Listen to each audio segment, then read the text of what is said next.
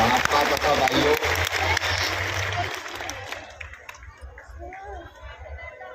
आज हम सब यहाँ पर एकत्रित हुए हैं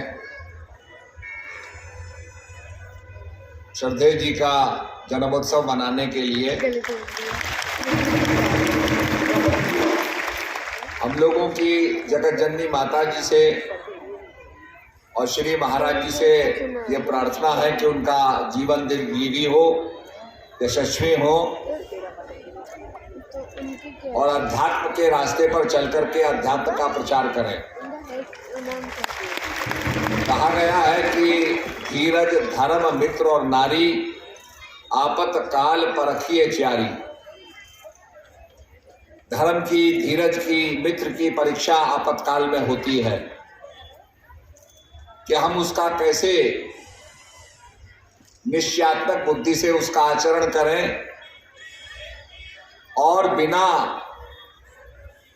डिगे हुए, बिना विचलित हुए उस लक्ष्य का अनुकरण करें। अभी अभी कुछ साल पहले प्रयागराज में कुंभ हुआ था, जिसमें हम लोग सब सम्मिलित हुए थे। बड़ी अपार संख्या में वहां पर प्रेमी लोग आए और आपको पता है कि जो भी जमीन हमको अलॉट होती है वो हमारे लिए छोटी पड़ जाती है। तो हम बार बार प्रयास करते रहे कि ज़्यादा ज़मीन मिले, ज़्यादा ज़मीन मिले। मुख्यमंत्री जी को भी हमने आग्रह किया तो उन्होंने कहा कि संगम स्थल पर तो हम जमीन नहीं दे पाएंगे, पर दूर हम आपको दे देंगे। हमें जमीन मिली, काफी जमीन मिली। और जब हमारा शोभा यात्रा निकली तो वो उसी क्षेत्र के नजदीक निकली।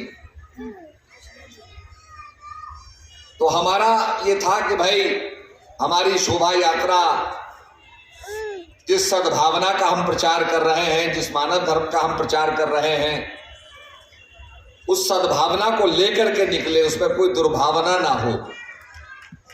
तो सभी जगह से हम चलते चले गए। बड़ा था, जनसमूह था और हम करके अपने आश्रम आ गए। उसके बाद आपको पता है अगले दिन मुख्यमंत्री जी पधारे। वो भी बड़े लेट आए, 7 घंटे बाद आए। तो उन्होंने अपने वक्तव्य में कहा कि भाई मैं तो समझ रहा था कि आप लोग अपने अपने घर चले गए, और मैं आप लोगों को प्रणाम करता हूं कि जो 7 घंटे से आप यहां पर प्रतीक्षा कर रहे हैं। और उन्होंने कहा कि संगम नोच पर तो हम जाकर के स्नान करते हैं, पर असली कुंभ यहां पर हो रहा है, सद्भावना का कुंभ हो रहा है। ये अपने आप में एक बहुत बड़ा वक्तव्य था